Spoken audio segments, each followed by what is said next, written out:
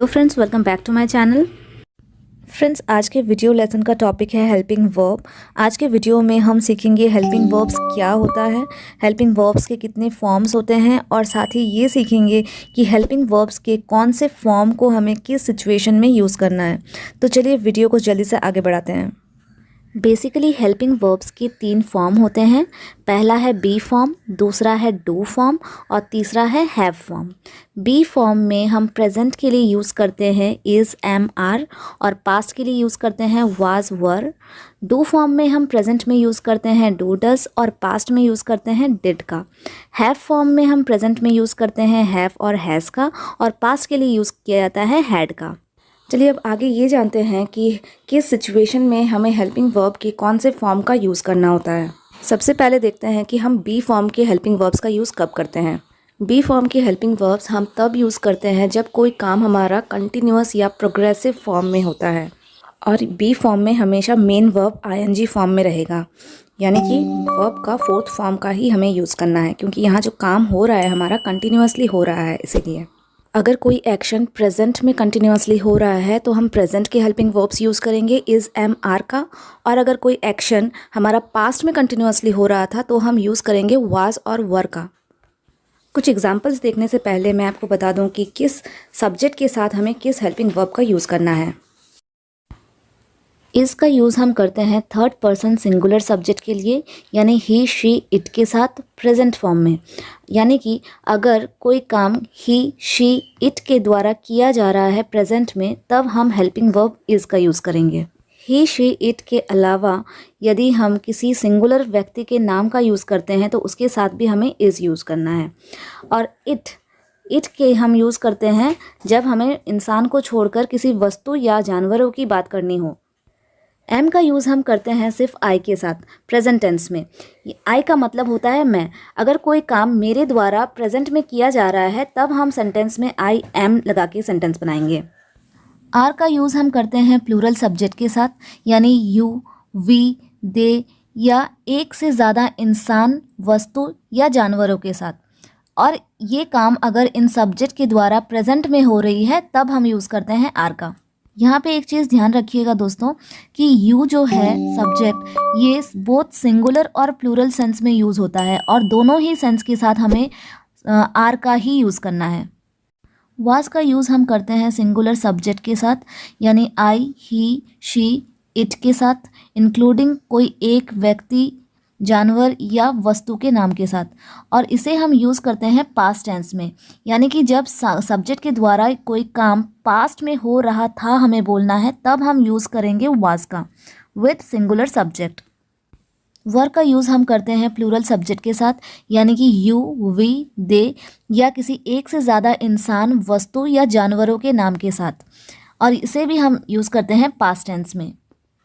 Friends, यहाँ पे भी आपको ध्यान रखना है कि यू का यूज़ हम सिंगुलर और प्लूरल दोनों के सेंस में ही करते हैं, लेकिन जब भी हम यू का यूज़ करेंगे वेदर इन प्लूरल सेंस और इन सिंगुलर सेंस, हमें वर का ही यूज़ करना है पास्ट में। अब फ्रेंड्स देख लेते हैं कुछ एग्जाम्पल्स। बी फॉर्म का सेंटेंस स्ट्रक्चर होता है subject plus helping verb plus main verb का 4th form plus object. Main verb का 4th फॉर्म यानी कि आईएनजी फॉर्म। यहाँ हम मेन वर्ब का 4th फॉर्म इसलिए यूज़ करते हैं क्योंकि यहाँ जो एक्शंस हो रहा है ये कंटिन्यूअस फॉर्म में होता है। Rahul is playing football. इस एग्जाम्पल सेंटेंस में राहुल एक सब्जेक्ट है, इज़ हेल्पिंग वर्ब है, प्लेइंग वर्ब मेन वर्ब का 4th फॉर्म है और फुटबॉल ऑब्जेक्ट है। इस सेंटेंस का मतलब हुआ राहुल फुटबॉल खेल रहा है, यानी खेलने का एक्शन राहुल के द्वारा प्रेजेंट में हो रहा है। Let's see a few more example. I am running मतलब मैं दौड़ रही हूँ। यहाँ पे दौड़ने का काम मेरे द्वारा प्रेजेंट में हो रहा है, इसलिए हमने आई के साथ एम का यूज़ किया है। In our next example, Meera is singing. इसका मतलब है मीरा गा रही है। तो इस सेंटेंस में देखिए मीरा के द्वारा गाना गाने का काम अभी प्रेजेंट में चल रहा है, इसीलिए ये प्रेजेंट टेंस में है। और मीरा क्या है, Meera is 3rd person singular noun, इसलिए हमने मीरा के साथ इज़ का यूज़ किया है। नेक्स्ट एग्जाम्पल में देखिए दोस्तों, दे आर फाइटिंग। इसका मतलब है वे झगड़ा कर रहे हैं। यानी झगड़ा करने का काम अभी प्रेजेंट में हो रहा है, इसलिए हमें इसके साथ प्रेजेंट का हेल्पिंग वर्ब डालना है। और आर ही क्यों डालेंगे? बिकॉज यहाँ जो सब्जेक्ट है हमारा ये है प्लूरल सब्जेक्ट, और प्रेजेंट टेंस में प्लूरल सब्जेक्ट के साथ आर का यूज़ किया जाता है। नेक्स्ट एग्जाम्पल में है he is climbing on the tree, मतलब वो पेड़ पर चढ़ रहा है। क्लाइंब का मतलब होता है चढ़ना, जो कि है हमारा मेन वर्ब, और इसका फोर्थ फॉर्म होता है क्लाइंबिंग। यहाँ जो हमारा सब्जेक्ट है ही, वो है थर्ड पर्सन सिंगुलर नाउन, इसलिए हमने यहाँ पे भी ही के साथ इज़ का यूज़ किया है, क्योंकि ये भी हमारा प्रेजेंट टेंस में है। फ्रेंड्स, ये जो एग्जांपल्स अभी हमने देखे हैं ये सभी प्रेजेंट टेंस में है, यानी यहाँ पे जो एक्शंस हो रहा है ये सब्जेक्ट्स के द्वारा प्रेजेंट में किया जा रहा है। तो अभी चलिए इन्हीं एग्जांपल्स को हम पास्ट टेंस में भी देख लेते हैं। फर्स्ट एग्जांपल में है आई वॉज रनिंग, इसका मतलब है मैं दौड़ रहा था। दौड़ने का जो एक्शन है ये पास्ट में मैं कर रहा था। जैसा कि रूल में था कि अगर सब्जेक्ट सिंगुलर होता है तो हमें वाज का यूज़ करना है, और अगर सब्जेक्ट प्लूरल होता है तो हमें वर का यूज़ करना है। यहाँ आई सिंगुलर सब्जेक्ट है इसलिए हमने वाज का यूज़ किया है, I was running. Next example में है मीरा वाज सिंगिंग, यहाँ पे जो सब्जेक्ट है मीरा ये भी सिंगुलर सब्जेक्ट है, इसलिए हमें इसके साथ वाज का यूज़ करना है। लेकिन नेक्स्ट एग्जाम्पल जो है हमारा दे वर फाइटिंग, यहाँ पे जो सब्जेक्ट है जो करता है ये प्लूरल है, इसलिए हमने इसके साथ वर का यूज़ किया है, दे वर फाइटिंग। फिर जो लास्ट एग्जाम्पल है हमारा he was climbing on the tree, वो पेड़ पर चढ़ रहा था, इस सेंटेंस का मतलब हुआ। तो यहाँ पे देखिए जो सब्जेक्ट है हमारा वो ही है, जो कि अगेन एक सिंगुलर सब्जेक्ट है, इसीलिए हमने इसके साथ इस सेंटेंस में वाज का यूज़ किया है। बी फॉर्म के हेल्पिंग वर्ब के बाद आता है डू फॉर्म के हेल्पिंग वर्ब। डू फॉर्म में हम यूज़ करते हैं डू, डज और डिड का।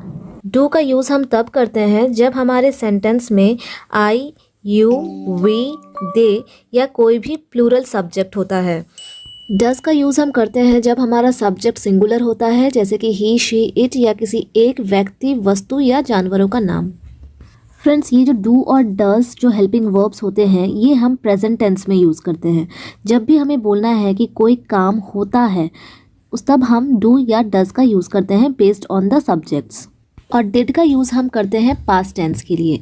जब हमें बोलना है कि कोई काम हो गया है तब हम डिड का यूज़ करेंगे इंग्लिश में सेंटेंस बनाने के लिए। और डिड का यूज़ हम सभी सब्जेक्ट्स के साथ करते हैं।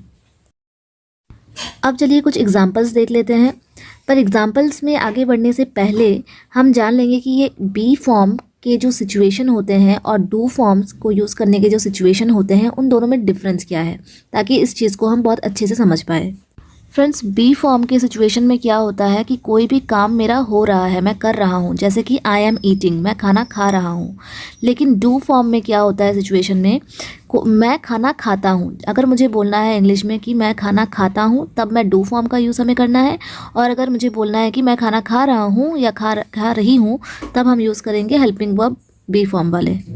जिन सेंटेंसेस में हमारे सब्जेक्ट में आई, यू, वी, दे या किसी भी प्लूरल सब्जेक्ट का जिक्र रहेगा वहाँ पे हमें मेन वर्ब का V1 फॉर्म यूज़ करना है, यानी कि बेस फॉर्म यूज़ करना है। और जिन सेंटेंसेस में हमारा जो सब्जेक्ट है वो सिंगुलर रहेगा उसके साथ हमें V5 का यूज़ करना है, यानी कि SES वाला फॉर्म यूज़ करना है। और जब हम पास्ट टेंस की बात करेंगे तब सभी सब्जेक्ट्स के साथ हमें मेन वर्ब का सेकंड फॉर्म यूज़ करना है, यानी कि V2 फॉर्म यूज़ करना है। फ्रेंड्स, जब हम पॉजिटिव सेंटेंसेस बनाते हैं तब हम डू और डज का डायरेक्ट यूज़ नहीं करते हैं। जैसे कि अगर मुझे बोलना है कि मैं क्रिकेट खेलती हूँ तो इंग्लिश में इसका सेंटेंस बनेगा आई प्ले क्रिकेट। यहाँ पे हम डू का यूज़ अलग से नहीं करेंगे। लेकिन हाँ, अगर इसी सेंटेंस को हमें थोड़ा जोर दे के बोलना है, थोड़ा सा एम्फेसिस करना है, तब हम यूज़ करेंगे डू का सेंटेंस में। तब सेंटेंस बन जाएगा आई डू प्ले क्रिकेट। इस सेंटेंस में हमारा जो सब्जेक्ट है वो है आई, और आई के साथ हम डू का यूज़ करते हैं, इसलिए एम्फेसिस करने वाले सेंटेंस में डू का यूज़ किया है। और जो हमारा मेन वर्ब है उसका हमने बेस फॉर्म यूज़ किया है, यानी कि V1 फॉर्म यूज़ किया है। अब नेक्स्ट एग्जांपल में देखिए, शी प्लेज क्रिकेट। यहाँ पे देखिए जो हमारा सब्जेक्ट है ये शी है, और जैसे कि मैंने पहले कहा था कि अगर हमारा सब्जेक्ट सिंगुलर सब्जेक्ट होता है तो हमें मेन वर्ब का एस ई एस फॉर्म यानी कि फिफ्थ फॉर्म यूज़ करना है, इसीलिए हमने यहाँ पे प्लेस यूज़ किया है। फ्रेंड्स, इस सेंटेंस में भी ध्यान से देखिए कि हमने डज का अलग से यूज़ नहीं किया हुआ है। यहाँ पे सेंटेंस में हमने लिखा है शी प्लेज क्रिकेट, वो क्रिकेट खेलती है। लेकिन अगर हमें इसी सेंटेंस को थोड़ा जोर दे के बोलना है, थोड़ा एम्फेसिस करके बोलना है, तब हम बोलेंगे शी डज प्ले क्रिकेट।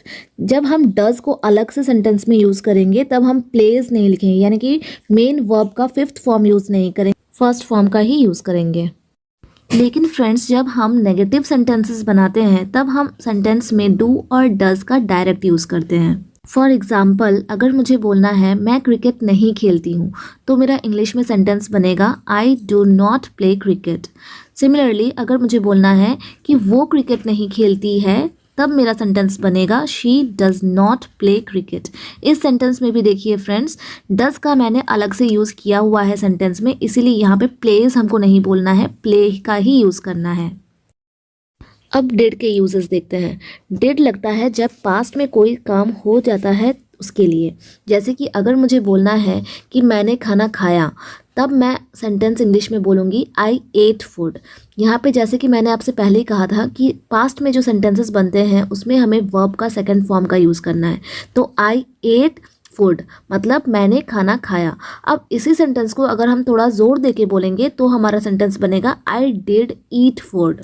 और यहाँ पे भी दोस्तों, जब हम डिड को सेंटेंस में अलग से यूज़ कर रहे हैं तब हम दोबारा पास्ट टेंस में मेन वर्ब को नहीं लिखेंगे, यानी कि V2 फॉर्म में नहीं यूज़ करेंगे बल्कि V1 फॉर्म में यूज़ करेंगे। इसलिए यहाँ पे सेंटेंस में है I did eat food. Ate हमको दोबारा नहीं लिखना है। अब कुछ और एग्जाम्पल्स देख लेते हैं। फर्स्ट एग्जाम्पल है ही वेंट टू मार्केट, मतलब वो मार्केट गया। अब वो एक लड़का है इसलिए हमने ही लिखा है, और जाने का इंग्लिश गो होता है, लेकिन हमें V2 का यूज़ करना है क्योंकि वो गया मतलब पास्ट टेंस है, इसलिए हमने V2 का यूज़ किया है जो है वेंट। तो हो गया सेंटेंस हमारा ही वेंट टू मार्केट। हमारा नेक्स्ट एग्जाम्पल है शी सैंग अ सॉन्ग। तो इस सेंटेंस का मतलब हुआ उसने गाना गाया। अब जिसने गाना गाया वो एक लड़की है, इसलिए हमने शी लिखा है, और गाना गाने का इंग्लिश होता है सिंग, लेकिन ये पास्ट में है इसलिए हमने उसका V2 यूज़ करना है, तो हो गया सैंग। तो हो गया हमारा शी सैंग अ सॉन्ग। और इसी सेंटेंस को अगर हम जोर दे के बोलेंगे तो हो जाएगा she did sing a song, she did sing a song. फिर नेक्स्ट एग्जाम्पल है हमारा दे कॉट द थीफ, मतलब उन लोगों ने चोर को पकड़ा। तो सब्जेक्ट हो गया हमारा दे, कैच होता है पकड़ने का इंग्लिश, लेकिन यहाँ हमें V2 यूज़ करना है जो कि है कॉट। तो हो गया हमारा sentence they caught the thief. Again अगर इसे हम जोर दे के बोलेंगे तो हो जाएगा they did catch the thief. Then last example है आई रोट अ लेटर, मतलब मैंने लेटर लिखा, मैंने चिट्ठी लिखा। तो ये भी हमारा पास्ट एक्शन है। सब्जेक्ट हो गया आई मतलब मैं, रोट राइट का V2 होता है रोट, लिखने का इंग्लिश होता है राइट, और राइट का V2 होता है रोट, चिट्ठी का a letter, I wrote a letter. अब लास्ट में आता है हैव फॉर्म। हैव फॉर्म के जो हेल्पिंग वर्ब्स है वो है हैव, हैज़ और हैड। प्रेजेंट टेंस में हम यूज़ करते हैं हैव हैज़ का, और पास्ट में यूज़ किया जाता है हैड का। जब हमें बोलना है कि कोई काम हो चुका है तब हम यूज़ करते हैं हेल्पिंग वर्ब हैव और हैज़ का। हैव का यूज़ हम तब करते हैं जब हमारे सब्जेक्ट में होता है आई, यू, वी, दे या कोई भी प्लूरल सब्जेक्ट। और हैज़ का यूज़ तब करते हैं जब हमारा सब्जेक्ट जो है वो सिंगुलर होता है, जैसे कि ही, शी, इट या कोई भी सिंगुलर नेम। हैड का यूज़ हम करते हैं पास्ट टेंस के लिए। जब हमें बोलना होता है कि कोई काम हो चुका था तब हम यूज़ करते हैं हैड का, और ये सभी सब्जेक्ट्स के साथ यूज़ किया जाता है। और फ्रेंड्स, हमें एक चीज़ का यहाँ ध्यान रखना है कि जब हम हैव फॉर्म्स के सेंटेंसेस बनाते हैं, वेदर इन पास्ट और इन प्रेजेंट, मेन वर्ब का हमेशा थर्ड फॉर्म ही यूज़ करना है। अब चलिए कुछ एग्जांपल्स देख लेते हैं। फर्स्ट एग्जांपल में है he has returned from the market, मतलब वो मार्केट से लौट चुका है। इस सेंटेंस में ही जो है ये एक सब्जेक्ट है, सिंगुलर सब्जेक्ट, इसीलिए हमने हैज़ का यूज़ किया है helping as a helping verb. और रिटर्न जो है, रिटर्न्ड, ये V3 है रिटर्न का। लौटने का इंग्लिश होता है रिटर्न, और रिटर्न्ड होता है V2 और V3 फॉर्म। और यहाँ हमें सेंटेंस में V3 का यूज़ करना है, इसीलिए हमने लिखा है he has returned from the market. Next example में है children have gone to the school, मतलब बच्चे स्कूल जा चुके हैं। यहाँ पे जो चिल्ड्रन है ये सब्जेक्ट है और ये सब्जेक्ट हमारा प्लूरल है, इसलिए हमने हैव का यूज़ किया है। और जाने का इंग्लिश होता है गो और गो का V3 फॉर्म है गॉन, इसलिए हमारा सेंटेंस बन गया children have gone to the school, बच्चे स्कूल जा चुके हैं। Next example I have eaten food, मतलब मैं खाना खा चुकी हूँ। यहाँ देखिए सब्जेक्ट है आई और आई के साथ जैसे कि हमने पहले जाना था कि हैव का यूज़ होता है, तो आई हैव और खाना खाने का इंग्लिश होता है ईट, लेकिन ईट का V3 है ईटन, इसलिए हमने लिखा I have eaten food. Next example में है यू हैव स्लैप्ड हिम, इसका मतलब है तुम उसे थप्पड़ मार चुके हो। तो यहाँ सब्जेक्ट है यू और उसके साथ हेल्पिंग वर्ब है हैव और थप्पड़ मारने का इंग्लिश होता है स्लैप और स्लैप का V3 होता है स्लैप्ड। तो हमारा सेंटेंस बन गया you have slapped him. Friends, ये जो एग्जाम्पल्स हमने अभी देखा है ये सभी प्रेजेंट टेंस में है। अब चलिए इसी एग्जाम्पल्स को हम पास्ट में बनाते हैं जिसमें चुका था का सेंस आता है। फर्स्ट एग्जाम्पल में है he had returned from the market.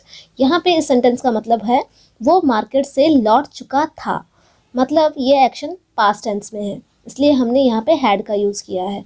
लेकिन वी जो हमारा एक्शन वर्ब है ये V3 फॉर्म में ही रहेगा, यानी कि थर्ड फॉर्म में ही रहेगा। Next example children had gone to the school, बच्चे स्कूल जा चुके थे।